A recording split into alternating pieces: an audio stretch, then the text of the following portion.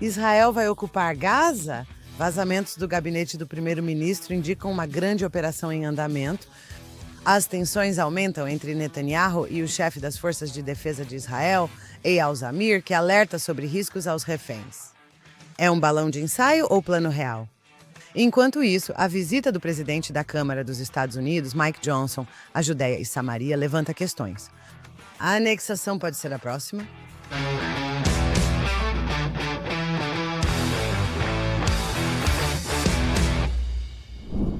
Shalom, eu sou Mark Regev e bem-vindo a mais um episódio de Israel em Diplomático. Como sempre, estou com minha co-apresentadora, Ruthie Bloom. Bom dia, Ruthie. Bom dia, Mark. Escute, antes de chegarmos a tópicos realmente sérios, gostaria de parar por um segundo e realmente agradecer a todos os nossos espectadores que têm escrito para o nosso e-mail undiplomatic@jns.org pelos seus comentários e suas perguntas que estamos tentando incorporar em nossas discussões todas as semanas. E esta semana não é exceção. E também para novamente agradecer a todos vocês que têm curtido e se inscrito em nosso conteúdo. E agora vamos ao conteúdo. Sabe, o mundo tem relatado desde ontem ou anteontem que, com base em fontes anônimas, devo dizer que o primeiro-ministro Netanyahu está planejando na próxima reunião do gabinete, o gabinete decidirá ocupar Gaza completamente depois que todas essas negociações com o Hamas falharam, claro. E após esses vídeos horríveis de 2 reféns que estão sendo propositalmente famintos e torturados, um dos quais está cavando sua própria cova nos túneis, e após uma verdadeira blitz de mídia ao redor do mundo que Israel está deixando os palestinos passar fome de propósito, então a ideia agora, Netanyahu não confirmou nem negou este relatório sobre essa movimentação. Então você disse que a mídia internacional tem relatado sobre isso, mas sobre a possível invasão israelense e intenção agressiva em relação a Gaza. Ocupação é a palavra que todos estão usando. Eu diria que eles estão relatando. Vou adicionar um adjetivo antes. Eles estão relatando com preocupação, com medo. Eles estão preocupados. Eu ouvi relatos da mídia no Canadá, nos Estados Unidos, na Austrália, onde eles estão dizendo, bem, agora vai haver isso. Em vez de terminar a guerra, vai haver essa terrível escalada com o custo de vidas humanas. O que esses israelenses loucos pensam que fazem? Em vez de reduzir, aumentam. Essa é a crítica. Aguarde um instante. Não é preocupação e medo, é uma hostilidade aberta baseada na palavra ocupação. E não é apenas por causa da perda de vidas humanas, é com a ajuda da mídia israelense e um ataque ao governo israelense por ouvir seus elementos mais à direita, etc. É um ataque, não preocupação. Isso é bobagem. É um ataque descarado. E como eu disse, auxiliado e incentivado alegremente por jornalistas israelenses. Então, eu mantenho o que eu disse porque foi assim que soou para mim. Mas eu diria o seguinte, minha compreensão da situação é que Netanyahu não queria chegar onde estamos agora. Que ele, honestamente, tentou conseguir um acordo através dos americanos, através do senhor Witkoff e os outros membros da equipe Trump que estavam muito envolvidos nas negociações com os mediadores e diretamente com o Hamas para tentar conseguir um acordo de cessar-fogo e libertação de reféns. Fica claro pelas reportagens e declarações dos americanos que Netanyahu estava disposto a mostrar mais flexibilidade nessas negociações para obter o cessar-fogo e a libertação dos reféns. Era isso que ele preferia, era isso que ele queria fazer. Mas o Hamas sabotou essas negociações, retornando com posições ainda mais rígidas e absurdas. E os americanos, no final, publicamente jogam as mãos para o alto e dizem que o Hamas não quer um acordo. Não foi Israel que disse isso. Os Estados Unidos disseram isso quando estavam lá no meio das coisas, como os franceses, os britânicos, os australianos e os canadenses. Eles podem dizer o que quiserem, mas são eles, eu diria, que mostram a ira do irresponsável ou a ira do impotente porque não estão envolvidos nessas negociações. Eles são espectadores. Eles são observadores. Eles não sabem o que está acontecendo. Os americanos sabem o que está acontecendo e eles apontaram o dedo para o Hamas. O dilema do governo de Israel é decidir o que fazer em uma situação. Sua prioridade era conseguir o acordo, o que o Hamas impediu. Infelizmente, pelo que sabemos, pelo que podemos ver, eles optaram por um acordo negociado para libertar os reféns e alcançar um cessar-fogo. Isso está fora de questão hoje. Então, o que Israel faz, na ausência da possibilidade de um acordo que liberte os reféns e crie um cessar-fogo? Você tem duas escolhas, pelo que eu posso ver. A primeira opção é ceder às demandas do Hamas, o que não é uma opção. Desculpe, mas isso não é uma opção séria. A outra opção é melhorar o militar. Você deve entrar e seguir com o que já fazemos e até melhorar, como eu digo, fazer o Hamas pagar e aos poucos, mas com certeza, assumir mais áreas da faixa de Gaza. No momento, controlamos 75% da faixa de Gaza, assumimos o último, aquelas áreas onde o Hamas ainda tem fortalezas, aquelas áreas onde o Hamas ainda controla no terreno, onde está a sua liderança, onde estão as suas forças, e temos que continuar a operação contra eles. Não era nossa primeira escolha, mas se foi imposta a Israel, devemos seguir esse caminho. Pensando bem, talvez devesse ter sido nossa primeira escolha, mas isso é outra conversa. Há a seguinte questão: não é apenas que fomos flexíveis, ok? E aqui eu gostaria realmente de criticar o governo de Netanyahu por ceder a muitas exigências sem conseguir a libertação de um único refém, sem sequer conseguir que a Cruz Vermelha visite os reféns. Nada em troca pelas toneladas de ajuda que estão sendo enviadas para lá, comida, medicamentos, etc. Não conseguimos nada em troca por semanas de permitir que o Hamas continue no poder impune. Agora, outra coisa que acho que as pessoas não percebem é que, na verdade, o Hamas foi quase completamente derrotado. Claro, tem líderes sentados no Catar e condições de hotel 5 estrelas. Mas o Hamas no terreno em Gaza está praticamente destruído. Mas enquanto houver até uma pessoa se autodenominando líder, e enquanto houver 20 reféns vivos e 30 corpos mortos lá, eles podem simplesmente continuar. Eles sabem, e isso é porque eles são uma organização terrorista culto à morte, que tudo que eles precisam é um vestígio do seu grupo, e eles venceram. Como eles sabem disso? Porque têm nossos reféns e sabem que os israelenses valorizam cada vida. Eles não se importam com a própria vida humana, com a própria população. Eles querem que passem fome, morram em ataques aéreos e que israelenses também sejam mortos. Então, tudo o que eles precisam fazer é sobreviver por um fio.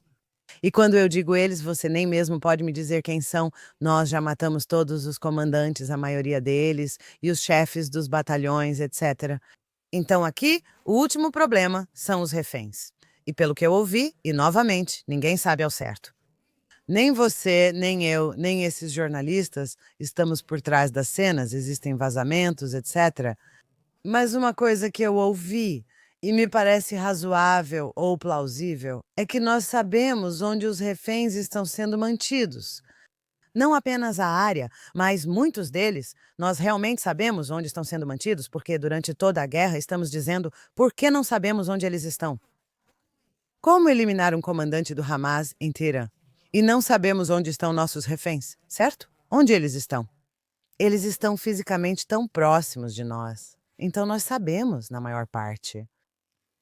Mas também sabemos como o Hamas ameaçou, e acreditamos nisso porque eles já provaram que isso é verdade, que se ouvirem soldados das Forças de Defesa de Israel se aproximando, de qualquer maneira, se aproximando dos reféns, eles os executarão. E vimos isso acontecer no ano passado com 6 reféns que foram executados a sangue frio. E então, não queremos que isso aconteça. Então, pelo que entendi, outra política que vamos tentar implementar é chegar diretamente aos captores individualmente, de alguma forma. Eu não sei como, porque, novamente, eu não entendo nada sobre as operações militares em campo. Mas para chegar até eles diretamente, para subornar, ameaçar, seja lá o que for necessário. E isso parece ser a abordagem mais, eu diria, realista no momento para salvar eles. E tendo dito isso, vou fazer mais um ponto. E isso é que sabemos que eles estão em perigo. Sabemos que eles estão sendo propositalmente subnutridos por captores que têm comida que roubaram de caminhões de ajuda da Organização das Nações Unidas e etc. Sabemos que os captores têm comida e estão intencionalmente subnutrindo e torturando os reféns. Então sabemos que eles estão à beira da morte. E também sabemos que qualquer movimento que fizermos agora, e isso inclui a propósito quaisquer acordos com o Hamas, que eles estão em perigo, que estamos colocando-os em maior risco. Mas não há escolha. E eu não estou dizendo isso, digo isso com o coração partido, é claro. Mas não há escolha. Nós realmente ouvimos de um refém que relatou, estava na mídia. Ele disse que estava em um quarto, recebendo meio pedaço de pão pita por dia para comer e em estado de subnutrição severa. Ele olhou para seus captores, que comiam frutas frescas. Acho que ele disse bananas, carne e outros itens que o Hamas estava roubando da ajuda. E essa é apenas a realidade de Gaza. O Hamas controla o fluxo de ajuda e eles garantem que seu povo receba a maior parte dela. E acho que eles também cultivaram deliberadamente essa crise em Gaza por razões políticas. Agora quero ir para a próxima pergunta. Por que, contra toda a lógica, quando todos pensavam que um acordo de reféns estava muito, muito próximo, o Hamas se afastou? Então, uma resposta que você deu, e a verdade, é que eles são loucos. Eles são como o Estado Islâmico. Eles são um culto à morte e eles não, você sabe. E você sabe é com quem estamos lidando. Não loucos, islamistas ideológicos. Ok, nós não estamos discutindo. Extremistas é um termo suave. Ok. Mas há outros motivos, pois sabem que estão perdendo militarmente. Não são idiotas. Eles são extremistas. Eles são assassinos sanguinários, mas não são estúpidos. E eles sabem que estão perdendo isso militarmente. Mas eles pensam, infelizmente, por causa de dois fatores, que se apenas morderem o lábio e resistirem até o fim, eles podem vencer isso. O principal fator é que eles sabem o quanto a questão dos reféns é cara para todo o povo israelense. Não só para as famílias, mas para todos os israelenses. No fim, eles mantêm a pressão e Israel acaba cedendo, aceitando as exigências do Hamas. Assim, o Hamas permanece no poder, controla toda a faixa de Gaza e se prepara para outro 7 de outubro, pois estamos tão desesperados que pagaremos qualquer preço para resgatar o último refém. E há vozes suficientes em Israel que ecoam isso, que podem dar ao Hamas a sensação por que eles deveriam fazer concessões. E que Israel, no final, concordará com seus termos, porque valorizamos a vida dos reféns e nós valorizamos. Se o Hamas acha que isso vai acontecer em breve, em uma semana ou 10 dias, por que cederia? Segundo ponto, volto ao que disse antes. Eu disse antes a ira dos impotentes, os franceses, os britânicos, os canadenses, os australianos e a União Europeia. Todas essas pessoas, certo, que estão dizendo parem a guerra agora. Isso é, você sabe, eles estão tomando, como eles, como você diria. Estão perdendo a guerra. Não, mas eles querem dizer que parar a guerra agora significa que o Hamas permanece no poder. Eles não precisam se preocupar com Israel. E eles pensam que se não for a pressão interna em Israel por causa do nosso desejo de libertar os reféns, será a pressão internacional sobre Israel, porque todos esses governos estão dizendo para parar a guerra. No final, teoricamente, Israel será forçado por esses internacionais a parar a guerra. E então, na verdade, eu diria a esses líderes internacionais, seja Macron ou Stemmer ou Carney no Canadá ou o primeiro-ministro australiano, todas essas pessoas têm pedido um cessar-fogo imediato, certo? Você realmente minou as chances de um cessar-fogo que poderia ter sido alcançado através da libertação de reféns, porque você ajudou a consolidar a posição linha dura do Hamas, que sabotou qualquer chance de um cessar-fogo. E você está absolutamente certo. E também, deixe-me dizer, há também um aspecto cínico nisso, porque como você apontou na semana passada, eu acho que esses líderes na Europa estão preocupados com seus eleitores. Eles têm uma crescente população islamista radical. Nem todos os muçulmanos na Europa são islamistas radicais, mas eles têm uma crescente radicalização. A propósito, como é o caso na América, Europa e em outros lugares, que a esquerda está se tornando mais radical e apoia os islamistas. Então, eles estão preocupados, mas a ironia é que a piada é sobre eles porque eles pensam em tudo como se tudo fosse Israel. Está tudo lá. Eles não percebem que estão enfrentando ameaças semelhantes. Eles estão vendo isso em ataques terroristas individuais e coisas do tipo. Mas, sabe, enquanto eles estão dizendo, ah, bem, temos que atender, você chama isso de razões políticas. Afirmo que eles não fazem ideia do que os aguarda, isso é o principal. Segundo, ninguém, nem mesmo a esquerda israelense, eles são simplesmente nojentos. Os artistas, você sabe, assinam petições dizendo que não são só eles pedindo o fim da guerra. Eles também estão comprando a narrativa do Hamas sobre Israel já ser o vilão. Há petições circulando entre acadêmicos, artistas, cantores e escritores, os suspeitos de sempre. Aqui está com uma questão. Dizem que, se acabarmos a guerra, todos os reféns serão libertados. E onde eles desenvolveram essa fantasia ridícula não existe tal acordo na mesa? Mas vou te contar uma coisa irônica sobre isso. Meses atrás, havia um podcast de esquerda em hebraico, né? Um podcast israelense. E o entrevistador disse, ok, todos nós dizemos a qualquer preço, terminem a guerra a qualquer preço, tragam os reféns para casa a qualquer preço. E então o entrevistador disse, ok, mas e se o preço for manter Netanyahu no comando por mais 5 ou 10 anos? E a outra pessoa disse, queria que... Não me pergunta isso. É difícil de responder. Em outras palavras, vamos colocar todo o Israel em perigo ao libertar terroristas sanguinários da prisão por qualquer coisa que o Hamas queira. Mas se para obter todos os reféns for preciso manter Netanyahu no poder, eles precisam refletir sobre isso. Até onde sei, o Hamas não fez esse pedido, por razões óbvias. Mas eu quero deixar claro, porque se você pesquisar o público israelense... E claro, as pesquisas podem ser tendenciosas e não é uma ciência sem problemas. Se perguntar ao público israelense em pesquisas sobre parar a guerra e libertar todos os reféns, a maioria apoia, segundo pesquisas consecutivas. No entanto, no minuto em que você articula quais são as demandas do Hamas, de repente essa maioria se dissipa. Vamos esclarecer o que o Hamas exige. O Hamas e deixa a pergunta de que será que eles realmente libertariam todos os reféns de lado, pois acho essa proposta duvidosa. Porque eles, de alguma maneira, de seu ponto de vista, os reféns são seus ativos. Por que entregariam todos? Vamos supor, para argumentar, que eles aceitariam devolver todos os reféns.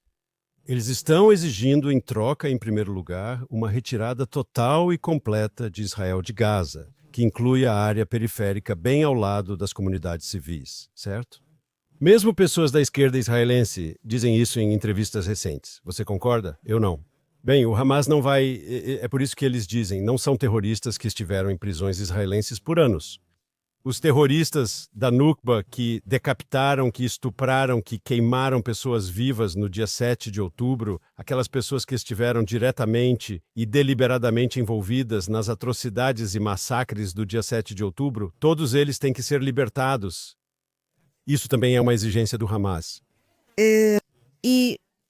E mesmo nesta última versão das exigências do Hamas, eles exigem não apenas permanecer no poder, não apenas que Israel se retire e não apenas que todos os terroristas sejam libertados, mas que eles libertarão os reféns em etapas, dependendo de como Gaza é reconstruída. Pode levar anos para libertar todos os reféns. Ou seja, como você falou, até a esquerda israelense fica tipo, Então, e as pesquisas, aqui está outra coisa. Novamente, nós sabemos disso, tudo depende das perguntas da pesquisa. Correto. Mas existe isso, há uma mistura. Algumas pessoas em Israel têm uma fantasia de que se apenas fizermos isso e aquilo, então conseguiremos todos os reféns.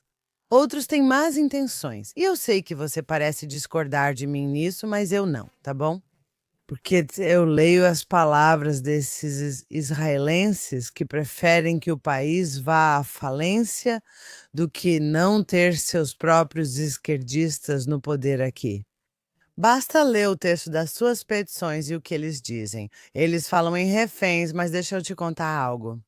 Se é isso que você chama de se importar com os reféns, bem, eu digo que é bobagem. Ok, eu preferiria uma palavra diferente, mas tenho medo que seja censurada. Então eu quero contestar aqui. Eu entendo, sim, existem pessoas que não gostam do governo e costumavam atacar o governo na reforma judicial ou atacam o governo por corrupção ou suposta corrupção e agora estão atacando os reféns do governo. Eu entendo que isso é política, ok? No entanto, acredito que existem muitos israelenses sinceros que olham para as famílias dos reféns e dizem: ok, para tirar seus entes queridos, como com Gilad Shalit, né? Nos solidarizamos por essas pessoas. Temos que ir além. Vamos apenas tirar essas pessoas e depois nos preocuparemos com o Hamas. Alguns vão sugerir fazer acordo com o Hamas, libertar os reféns e depois voltar.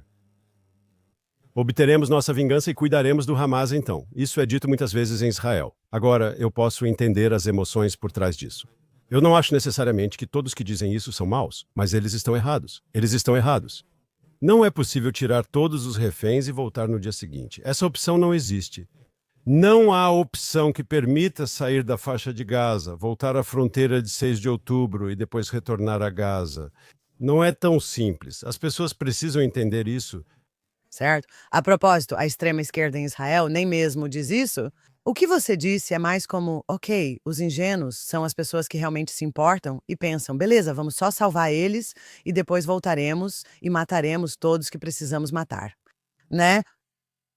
O real, a extrema esquerda aqui. E estão ganhando espaço na oposição, por sinal. Assim como o Partido Democrata nos Estados Unidos ficou mais radical, a esquerda em Israel também se radicalizou. Me refiro a partidos como a fusão do Partido Trabalhista com o Meretz UE se tornou mais radical que a antiga esquerda local. Estou falando deles. Eles não dizem, vamos tirar os reféns e depois matar quem for preciso. Não, eles dizem, vamos ter 2 estados e sair. Eles dizem coisas que são da mentalidade dos fracassados. Acordos de Oslo, no fracassado desengajamento, a mentalidade de 6 de outubro, todas as tentativas que Israel fez pela paz desde sempre, desde a nossa existência. E eles apenas são assim, eles apenas matam. Eu quero discutir ferozmente com você agora. Acho que você entendeu muitas coisas errado. Porque eu acho que qualquer um olhando para o corpo político israelense, né, tem que ver que onde está a verdadeira mudança interessante, que Ruth Bloom rejeita a solução de 2 estados. Podemos bocejar. Essa tem sido sua posição nos últimos 20 anos. 20? Mas eu preferi não revelar sua idade para nossos visitantes e espectadores. Desde sempre. Desde sempre. Mas tudo bem, desde sempre. O que aconteceu nos últimos anos, e especialmente desde o dia 7 de outubro, é que a maioria das pessoas que costumavam falar sobre uma solução de 2 estados em Israel, em outras palavras, que, você sabe, pessoas como Yair Lapid, pessoas no Partido Trabalhista e assim por diante, elas não querem dizer essas palavras hoje. Eles dizem não ser contra, apenas que não é o momento certo. Você está certo. Eu me lembro até na última eleição, eu me lembro de sair de casa, história verdadeira. E no semáforo na interseção havia pessoas do Meretz, a esquerda sionista, distribuindo rosas vermelhas porque esse é o símbolo do partido deles. Eles são de esquerda. Vermelho apropriado. Vermelho. Eles me deram um papel com 10 motivos para votar no Meretz. Uma delas era porque devíamos ser contra a coerção religiosa, tirar Netanyahu, corrupção e todos esses problemas, né? Nenhuma vez eles mencionaram um Estado palestino. E eu diria a todas essas pessoas ao redor do mundo, seja Keir Starmer em Londres, ou Macron em Paris, ou Mr. Carney no Canadá, todas essas pessoas que falam sobre uma solução de 2 estados. Você tem um problema aqui. Ignore Ruth Bloom e a direita israelense que jamais apoiou a solução de 2 estados. Se a esquerda israelense não quer falar sobre isso, não estou falando de algumas pessoas no extremo ultra, mas se a esquerda israelense mainstream, isso é uma contradição em termos. Se a liderança da oposição na Knesset evita discutir a solução de 2 estados, deve perguntar o porquê a eles. As pessoas que estavam por trás de Oslo, que abraçaram Oslo, hoje não querem falar sobre uma solução de 2 estados. É porque os israelenses entendem que um Estado palestino significa hoje um Estado do qual Israel será atacado. Sim e não. Primeiramente, você está absolutamente certo. Eles, na última campanha eleitoral, esconderam esse aspecto de sua plataforma. Antes, eles o defendiam com orgulho. E você está certo, mas isso significa que eles sabem que perderão eleitores se fizerem isso. E isso é um bom sinal. Mas o que você está perdendo é que agora com a conversa, né, agora vamos chegar a essa discussão sobre Judeia e Samaria e anexação. Chegaremos a isso. E a palavra ocupação de Gaza.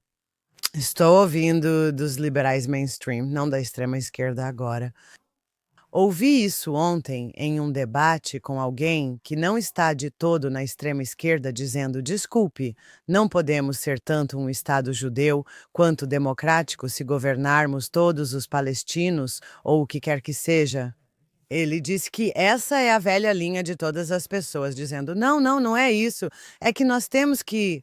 E eu estou dizendo: não consigo acreditar que estou ouvindo isso. Ok, não consigo acreditar que estou ouvindo os mesmos mantras de sempre. Ok, temos que mudar. Gostamos de dizer que temos que mudar o disco, temos que mudar o pensamento. Então, estou preocupada com isso porque esse assunto voltou a ser discutido. E vou apenas prenunciar isso e passar para você, dizendo que o presidente da Câmara, Mike Johnson, em sua visita a Israel esta semana, ele fez algumas coisas. Ele foi o oficial americano de mais alto escalão a visitar a Judéia e Samaria em uma viagem oficial. E ele foi lá e, em seu discurso, ele basicamente disse que esta área pertence por direito aos judeus e a Israel. E com o pano de fundo de 2 semanas atrás, acredito que foi a Knesset, votou esmagadoramente a favor da anexação da Judéia e Samaria, ou pelo menos a maior parte dela, onde a maioria dos judeus estão, etc., e também outros lugares. Então, sua declaração provocou todo tipo de histeria, mas trouxe de volta essa discussão sobre como podemos fazer isso e governar tudo isso, governar. E eu digo, me desculpe, nunca foi nossa escolha viver pela espada, nunca foi nossa escolha. E você precisa acordar, tá? Porque não é apenas o Hamas. A autoridade palestina é tão ruim quanto. E o que todos eles dizem é que vamos cometer o 7º de outubro de novo e de novo e de novo e de novo, e vamos desgastar esses judeus humanitários e está dando certo, porque olhe para eles. Eles estão em desacordo uns com os outros e está funcionando. Então, a questão surgiu no passado, no governo anterior, a ideia de anexação. E eu me lembro de dizer na época, a ideia originalmente veio do Partido Trabalhista. Após a Guerra dos 6 Dias, havia um alto funcionário do trabalho israelense no governo. Ele era ministro das Relações Exteriores, um homem chamado Igal Allon, que falou sobre uma situação em que Israel anexaria e manteria, como parte permanente de Israel, áreas da Cisjordânia essenciais, basicamente para a segurança israelense. Ele falou sobre o Vale do Jordão e partes das Terras Altas e áreas onde o povo judeu tem tradição. Haveria compromisso territorial, mas ficaríamos de fora. Dayane e Peres, na época, embora Peres tenha mudado suas posições, falaram que precisaríamos manter todo o território e que eles poderiam ser cidadãos ou haveria algum tipo de autonomia ou eles poderiam ser cidadãos da Jordânia ou algo assim. Porém, a ideia de Israel permanecer ali surgiu dos governos trabalhistas de Levi Eshkol e Golda Meir. Foi política oficial do Partido Trabalhista por um tempo, né? Haveria algum compromisso territorial. Anexaríamos uma parte e o lado árabe ficaria com a outra parte no âmbito da paz. Existem duas. Essa palavra paz, é simplesmente tão horrível. Sempre que a palavra paz aparece, mais sangue é derramado. Ok, mas deixa eu voltar agora ao meu ponto que eu quero dizer. Primeiramente, existem duas considerações que o governo israelense também precisa ter em mente. Em primeiro lugar, Israel está enfrentando hoje, por causa dos combates em Gaza, por causa da guerra, estamos enfrentando uma forte crítica internacional. E temos que nos perguntar, talvez não pudesse piorar. E então este é o momento de fazer algo que sempre quisemos fazer. Ou poderíamos dizer que não queremos colocar mais lenha na fogueira ou jogar óleo no fogo. Escolha a sua metáfora. Essa decisão precisa ser analisada por esses motivos. Certo? Segundo ponto sobre este assunto. E vamos deixar claro, não faremos isso a menos que tenhamos o apoio dos Estados Unidos. Essas são as discussões que temos, por isso a visita do presidente da Câmara dos Estados Unidos da América pode ser importante. Mas no final das contas, será a decisão do presidente dos Estados Unidos. E eu não vejo um governo israelense fazendo isso sem um sinal verde ou amarelo, ou entre amarelo e verde da Casa Branca, porque simplesmente fazer isso e não ser reconhecido por ninguém provavelmente não é uma coisa inteligente a fazer. Você precisaria ter entendimentos alcançados com... Mas afinal, o que faria Israel agir? O que seria o divisor de águas? Se esses governos europeus disserem que vão definir o status final, deve haver solução de 2 estados nas fronteiras de 1967. Vamos reconhecer um Estado palestino, o que implica fortalecer a autoridade palestina, que não condena o dia 7 de outubro, financia terroristas, é corrupta e ensina jovens a odiar israelenses e matar judeus. Sim, se vamos melhorar... Vamos melhorar o status deles para um país. Agora, em vez de representante francês não oficial, ele será embaixador do Estado da Palestina. Israel precisa responder. Certamente muitos no governo israelense dirão, tá bom, façam isso. Essa é a sua postura quanto ao status final, esta é a nossa. E anexar certas áreas. Assim, isso poderia forçar Israel a sentir que precisa responder. Certo. Bem, eu concordo. Aliás, eu concordo com você que não é provável que faremos tal movimento sem a aprovação dos Estados Unidos. Mas é por isso que estamos meio que com pressa. Porque Trump, no entanto, este é o seu segundo mandato, pulando um com a administração Biden no meio do seu primeiro mandato. Ele disse: beleza, reconheça as colinas de Golã, a soberania sobre as colinas de Golã como israelense e Jerusalém como capital de Israel, etc, etc. Então, se houver alguma chance de conseguir isso, será durante este mandato do presidente Trump. E eu concordo com você que nós não vamos apenas fazer isso. Mas há bons sinais, porque não foi apenas o presidente da Câmara, Mike Johnson, que estava lá, mas também o embaixador Mike Huckabee, que tem sido muito claro sobre os direitos israelenses, os direitos judaicos, a terra de Israel. Agora, então eu não sei se vamos fazer isso, mas eu te digo o que é verdade, que o mundo dizer que os palestinos precisam de um Estado, ou que esse é o objetivo deles, é ridículo. Eles nunca quiseram um Estado, como demonstraram ao recusar repetidamente. Quer dizer, eles recusaram desde que desde que o Estado de Israel foi estabelecido, eles se recusaram a compartilhar a terra conosco. E eles poderiam ter tido um Estado 1 milhão de vezes? E os israelenses ingênuos, pensando que é isso que todos nós queremos a mesma coisa. Só queremos que nossos filhos tenham uma boa vida. Mas no caso deles, isso não acontece, como vimos várias vezes. Eu já sabia, mas não só eu. Não estou assumindo crédito por saber disso. Eu estava entre o grupo que sempre sentiu isso. Mas eles não querem um Estado. Aliás, ao nos retirarmos, tiramos todos os últimos judeus de Gaza, certo? Onde eles haviam plantado árvores e... 20 anos atrás. Há 20 anos também tivemos que pegar. Desenterramos túmulos e retiramos ossos, pois sabíamos que seriam profanados, o que de fato ocorreu. Tudo o que eles fizeram, em vez de construir um mini-estado em Gaza, onde com todos os seus bilhões de dólares em euros e shekels, o que eles fizeram? Destruíram todas as estufas, construíram, você sabe, túneis de terror e fábricas de mísseis. Eles não queriam um Estado e não querem, e nem quer, e quem realmente não quer um Estado é o chefe da autoridade palestina, e esse é Mahmoud Abbas. E como sabemos disso? Porque é apenas a suposta busca dele pela formação de um Estado que o manteve relevante e não assassinado todos esses anos e lhe rendeu aplausos de pé na repugnante Organização das Nações Unidas. Ter um Estado significaria ter responsabilidades. Significa realmente cuidado. Retirar o lixo. Retirar o lixo. Posso... E eles não querem isso. Eles querem matar judeus. Eles querem eliminar o Estado de Israel. Já era a hora. E como eu disse, qualquer um que esteja do lado deles tem que se perguntar se talvez esse também seja o seu objetivo. Eu também perguntaria a todas essas pessoas, né, sabe, esses europeus e outros que apoiam essas ideias. Eu diria que quando Israel recuou para as fronteiras de 67, quando Israel derrubou assentamentos e forçou os colonos a sair, conseguimos a paz. E o exemplo é, como eu disse há um momento 20 anos atrás em Gaza. E eu diria a você, vimos como isso acabou. E ainda assim você quer que Israel faça isso. Perdão, você quer que Israel repita isso? Oi? Você precisa ser capaz de convencer o público israelense de que fazer isso novamente não será uma repetição. Acho que cabe aos supostos amigos dos palestinos dizer a Israel para recuar e remover os assentamentos. Não vai ser como Gaza. Bem, por que não vai ser como Gaza?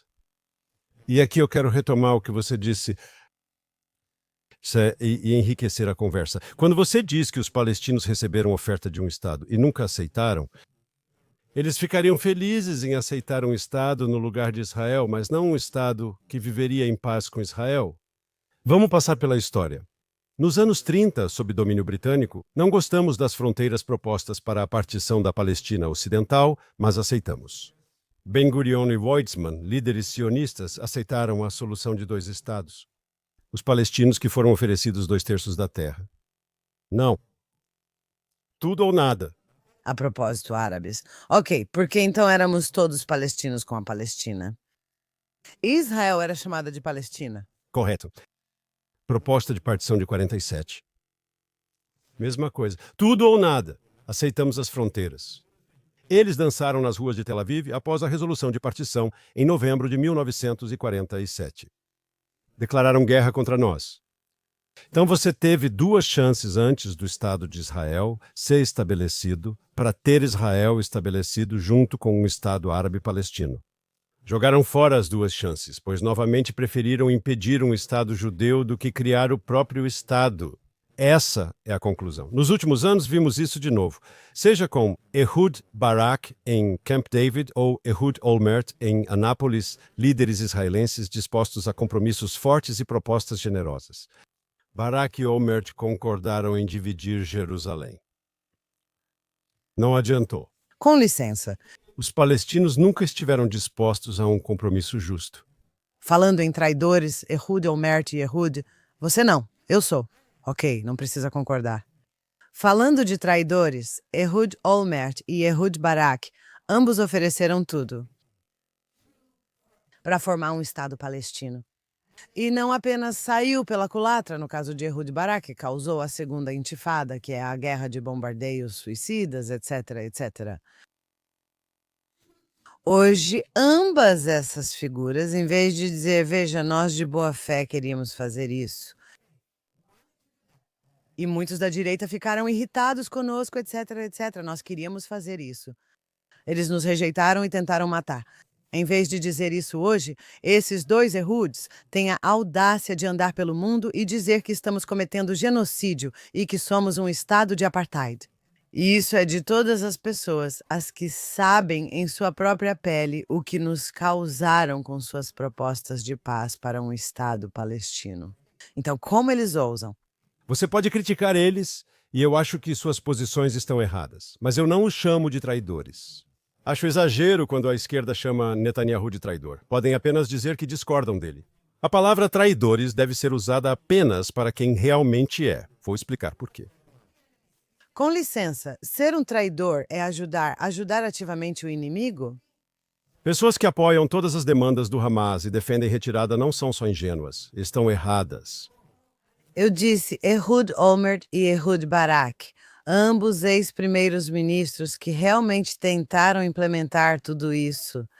Eles mais que ninguém deveriam saber. São quem deveria dizer, tentamos tudo e não funcionou por causa deles. E hoje eles estão nos culpando e dizendo que Israel está cometendo crimes de guerra? Como podem dizer que isso não é traição? Sim, estou dizendo que eles estão errados. E que são... Tá bom. Só tento entender o motivo disso. Mas eu sempre me lembro que Ehud Olmert eliminou o reator nuclear na Síria. Sim. Ehud Barak foi um dos grandes guerreiros de Israel ao longo dos anos. E daí? Não, não. Não, mas eu estou dizendo que você está usando a palavra com T, e eu acho que isso é demais. Eles se tornaram assim. Eu não disse que eles sempre foram. Eu acho que temos que ter uma política em Israel onde podemos discordar fortemente, e eu posso dizer que acho que eles estão errados. Acho que a palavra traidor deve ser reservada para verdadeiros traidores. Tá bom? Bom, eu realmente acho que eles estão ajudando o inimigo. Então eu acho. Beleza, você não precisa concordar com isso. E é verdade. Eu não uso essa palavra facilmente. Não, eu não uso. Estamos em uma guerra existencial pela nossa sobrevivência. E você tem pessoas com grande autoridade, a autoridade de terem sido líderes israelenses, concordando com o inimigo de que estamos cometendo genocídio. Então discuta com eles sobre o conteúdo. Eu não acho. Isso agora é uma questão moral? Posso fazer uma pergunta? O termo traidor tem implicações legais, certo? Se fossem verdadeiros traidores, seriam julgados e presos. Eles têm posições com as quais você discorda e com as quais eu discordo, mas é diferente chamar. Vou te dizer qual é o problema com a palavra traidor. Porque se você diz que alguém é traidor, teoricamente, você poderia dizer que eles deveriam receber uma sentença de morte. É assim que se segue, certo? E mais uma vez, eu não gosto quando as pessoas dizem isso sobre políticos da direita. Você pode dizer que discorda ou não gosta deles nisso novamente. Mas usar a palavra traidor, eu acho que nesta situação, vamos ser francos, pessoas que gostam de Ehud Barak e que gostam de Ehud Olmert também são soldados no campo de batalha, lutando em Gaza. Oh, não, eles não são a favor deles. Não, não, não, não. Espere um minuto. Espere um minuto. Primeiro de tudo, então eu vou mudar a palavra. Eu não vou dizer que eles são traidores. Eu vou dizer que eles se envolvem em comportamento traidor. Isso eu vou dizer, tá bom? Estou disposta a modificar o que eu digo. Então eu tive uma pequena vitória hoje no podcast. Sim, você teve. Você frequentemente tem pequenas vitórias. Eu apenas acho que existem, você sabe, algo chamado desacordo. Você sabe, isso é verdade. Tenho argumentos, conheço muita gente, discutimos, etc. Discuto com pessoas que concordam comigo à direita e com pessoas à esquerda. Há uma ultrapassagem de uma linha que eu digo que se move para um território que já não é mais uma discussão. É uma questão moral, é uma questão que tem implicações e consequências morais. Nesse ponto, eu não vejo isso como discussão. Então eu estou me repetindo, peço desculpas. Hoje tive uma pequena vitória no podcast, pois você admitiu que eu talvez estivesse certo. Estou ansioso pela próxima semana, quando espero ter outra vitória moral. Ou eu vou ter. Vejo você então. Aguardo ansiosamente.